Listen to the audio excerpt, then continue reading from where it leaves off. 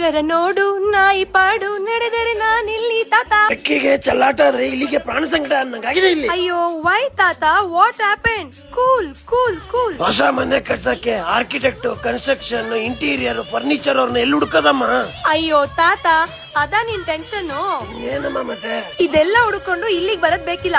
ಬಾ, ನಿನ್ನ ಡಿಕೋರ್ ಗೈಸಿ ಕರ್ಕೊಂಡು ಹೋಗ್ತೀನಿ. ಬಾ ತಾತ. ಇದೆಲ್ಲದಕ್ಕೂ ಸೊಲ್ಯೂಷನ್ ಸಿಕ್ಕರೆ ಸಾಕು. ಹೌದು, ನೀವು ಕೂಡ ನಿಮ್ಮ ಹೊಸ ಮನೆಗೆ ಆರ್ಕಿಟೆಕ್ಚರ್, ಕನ್ಸ್ಟ್ರಕ್ಷನ್ ಅಥವಾ ಇರೋ ಮನೆಗೆ ಇಂಟೀರಿಯರ್ ಡಿಸೈನ್, ಫರ್ನಿಚರ್ಸ್ ನ ಚೇಂಜ್ ಮಾಡ್ಬೇಕು ಅನ್ಕೋತಿದ್ದೀರಾ? ಇದೆಲ್ಲದು ಒಂದೇ ಕಡೆ ಕೆಲಸ ಆಗ್ಬೇಕು ಅಂತ ಯೋಚನೆ ಮಾಡ್ತಿದ್ರಾ?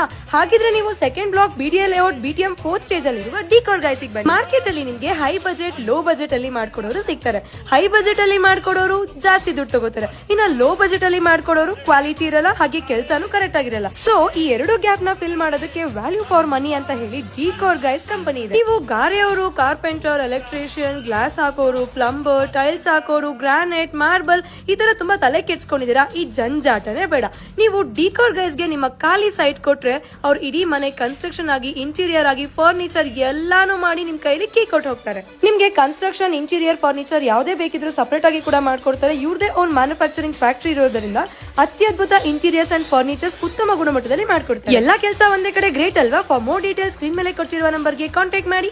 ಮತ್ತೆ ನನ್ನ ವಿಡಿಯೋ ನಿಮ್ಗೆ ಸಿಗದೆ